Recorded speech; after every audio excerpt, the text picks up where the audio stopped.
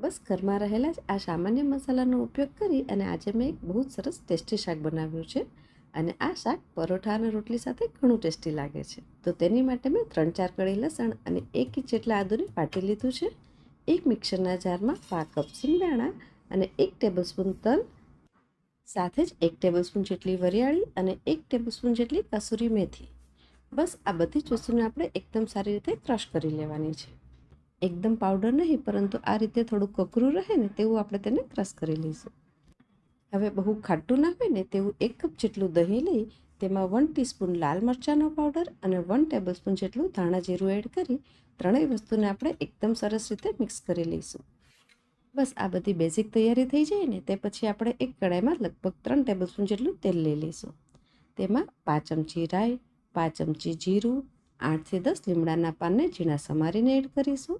ચપટી હિંગ અને ચપટી હળદર એડ કરી સારી રીતે મિક્સ કરી લઈશું. અને તે પછી તેમાં વાટેલા આદુ લસણ એડ કરીશું અને લગભગ 1 મિનિટ સુધી સાતળી લઈશું. તે પછી તેમાં આવી નાની સાઇઝની ડુંગળીને છોલીને એડ કરવાની છે. આજે મેં 250 ગ્રામ ડુંગળી લીધી છે. તેમાં 1 ટીસ્પૂન જેટલું મીઠું એડ કરીશું.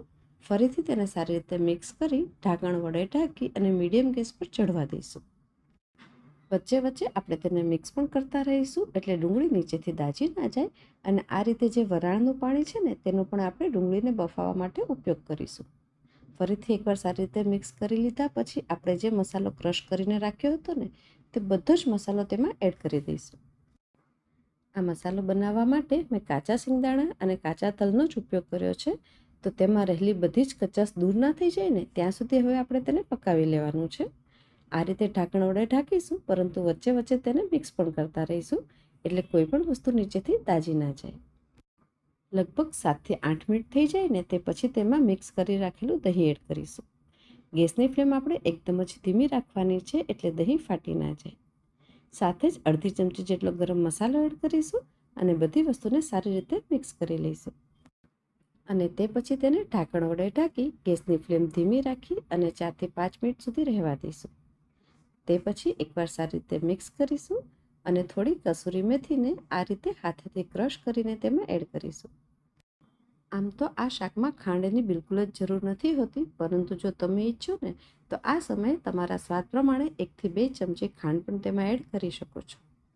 કસૂરી મેથી એડ કર્યા પછી ઢાંકણ વડે ઢાંકી અને 4 થી 5 મિનિટ રહેવા દેશો ને તો તેમાંથી થોડું થોડું તેલ છૂટું પડવા લાગશે. ફરીથી તેને એકવાર સારી રીતે મિક્સ કરી લઈશું. અને જ્યારે સારી રીતે મિક્સ થઈ જાય ને ત્યારે તમે જોશો ને તો ગ્રેવીની થિકનેસ એકદમ પરફેક્ટ હશે અને તેલ પણ ઘણું બધું છૂટું પડી ગયું હશે. તો તે સમયે તેમાં થોડી ઝીણી સમારેલી કોથમીર એડ કરીશું. તેને સારી રીતે મિક્સ કરી લઈશું. તો બસ ટામેટાની ગ્રેવી વગર જ આપણી આખી ડુંગળીનું ગ્રેવીવાળું શાક બનીને બિલકુલ રેડી છે. તો તમે પણ આ રીતે આખી ડુંગળીનું શાક જરૂર ટ્રાય કરજો અને સાથે સાથે મમતા પટ રેસીપીને સબસ્ક્રાઈબ કરવાનું બિલકુલ ના ભૂલતા. બાય.